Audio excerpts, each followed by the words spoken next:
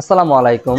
আমি মোহাম্মদ শামীম হাসান, জসীমউদ্দিন নার্সিং কলেজের diploma in nursing science and মিডওয়াইফারির একজন শিক্ষার্থী।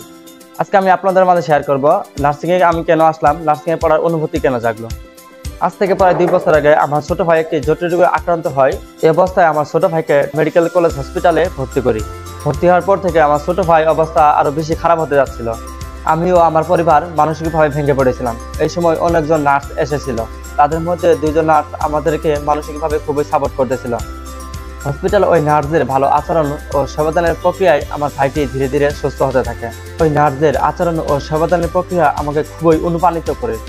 2023 সালে এসএসসি পাস করার পর আমি খুবই চিন্তিত ছিলাম কিভাবে নার্সিং পেশায় আসা যায়।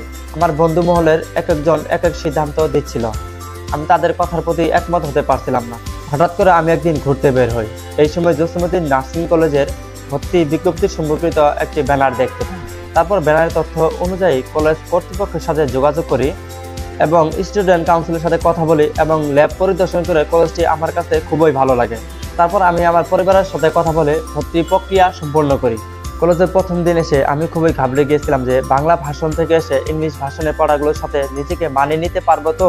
এই বিষয়গুলো নিয়ে আমি খুবই চিন্তায় ছিলাম। তাদের পড়ানোর ধরন ও তাদের বোঝানোর পদ্ধতি আমাকে পড়ালেখার প্রতি আগ্রহ বৃদ্ধি করেছিল। নার্সিং আসার মূল কারণ অসহায় মানুষের সেবা করা, যেখানে আক্ষরিকভাবে সর্বস্তরের মানুষের কল্যাণ করার সুযোগ পাওয়া যায়। এই সকল দিক বিবেচনা করেই আমার নার্সিংয়ে আসা। আমি নিজেকে এই পেশায় দক্ষ অভিজ্ঞ করাতে আন্তরিক ধন্যবাদ জানাচ্ছি। ধন্যবাদ জসীমউদ্দিন নার্সিং কলেজ।